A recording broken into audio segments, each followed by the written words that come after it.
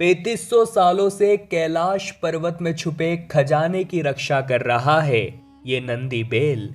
जब एक व्यक्ति यहाँ पहुंचा और उसने यहाँ का दृश्य देखा तो उसके भी होश उड़ गए।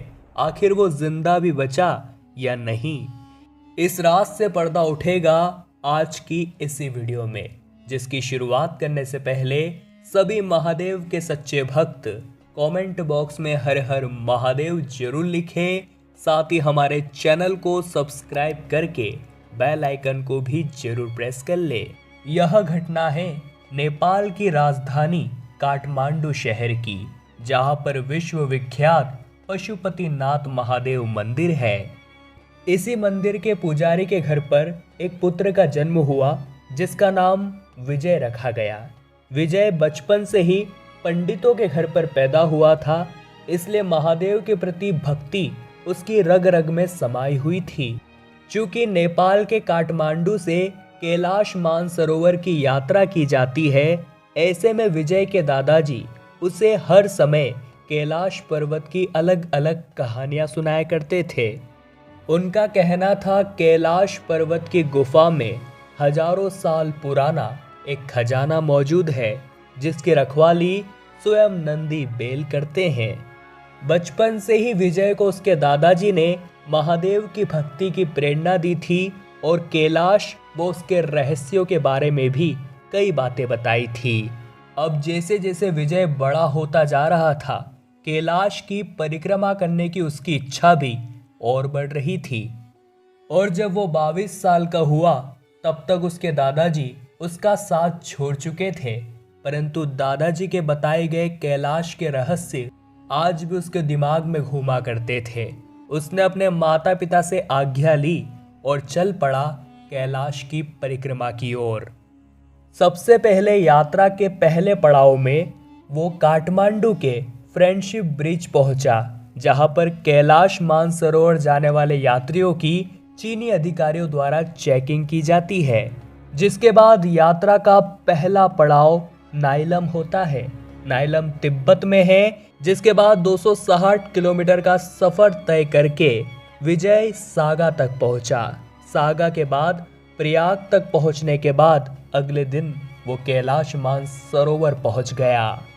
परंतु उसे तो अपने दादाजी द्वारा बताई गई कैलाश की परिक्रमा करनी थी, जिसके लिए वो कैलाश मानसरोवर झील से 60 किलोमीटर दूर तारचेन के बेस कैंप पहुंचा, जहां से उसने 54 किलोमीटर की कैलाश परिक्रमा शुरू कर दी। विजय अकेला था, उसके साथ वहां पर कोई भी नहीं था। वो भूखा प्यासा महादेव के भरोसे ही उस गुफा तक पहुंचना चाहता था, जिसके बारे में उसके दादाजी बताया करते थे। और जब उसने 10 किलोमीटर का सफर तय कर लिया था, तब वो एक ऐसी गुफा तक पहुंचा जिसे सामान्य आंखों से नहीं देखा जा सकता था। उस गुफा में इतनी चमक थी कि उसकी चमक से उसकी आंखें चौंधिया रही थी। और उसी गुफा के बाहर एक नंदी बैल पहरेदारी कर रहे थे, जैसा विजय के दादाजी बताया करते थे। विजय के अंदर बिल्कुल भी लालच नहीं था, न ही वो उस खजाने को हथियाना चाहता था। वो उस गुफा के पास पहुंचा और उन नंदी बैल को उसने प्रणाम किया। वो दिखने में बहुत दिव्य और चमत्कारिक मालूम हो रहे थे, परंतु उन्होंने विजय को जरा सी भी क्षति नहीं पहुंचाई। जिसके बाद विजय अंदर गुफा में चला गया।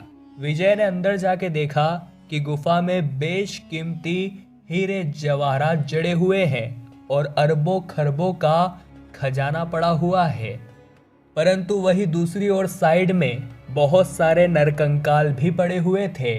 शायद जो भी उस खजाने को हथियाना चाहता था, वो नंदी बेल उनका वो हाल कर देते थे। परंतु विजय के मन में खजाना हथियाने की कोई इच्छा नहीं थी। उसने उस दिव्य खजाने के दर्शन किए और पुनः खाली हाथ बाहर लौट आया और पुनः अपनी परिक्रमा के लिए रवाना हो गया। नंदी बेल भी उससे बहुत प्रभावित हुए, क्योंकि ऐसा दिव्य व्यक्ति उन्होंने भी सदियों में पहली बार देखा था। परंतु विजय को अपने दादाजी की कही बात पर बिल्कुल विश्वास हो गया था। वो हमेशा कहते थे कि कैलाश पर्वत की गुफा में खजाना मौजूद है जिसकी रखवाली एक दिव्य नंदी बैल करते हैं। जिसके बाद अगले 15 दिनों में विजय ने कैलाश पर्वत की परिक्रमा संपूर्ण की और अपने दादाजी के सपने को पूरा करके दिखाया। जब वो पुनः काठमांडू पहुंचा तो वहां के लोगों ने विजय का धूमधाम से स्वागत किया, क्योंकि कैलाश पर्वत की परिक्रमा करना इतना आसान काम नहीं है। ये केवल वही कर सकता है जिन पर स्वयं महादेव का आशीर्वाद होता है। तो दोस्तों नीचे कमेंट बॉक्स में हमें बताइएगा कि अगर जिंदगी में कभी आपको मौका मिले कैलाश पर्वत की परिक्रमा करने का तो क्या आप करना चाहेंगे। अभी के लिए वीडियो पसंद आई हो तो लाइक जरूर करें। महादेव के सच्चे भक्त हर हर महादेव लिखें और जल्दी से चैनल को सब्सक्राइब करके बेल आइकन को भी प्रेस कर ले, ताकि आपको हमेशा ऐसी सत्य चमत्कारी घटनाएं देखने को मिलती रहें। अभी के लिए आप सभी दर्शकों को जय श्री महाकाल।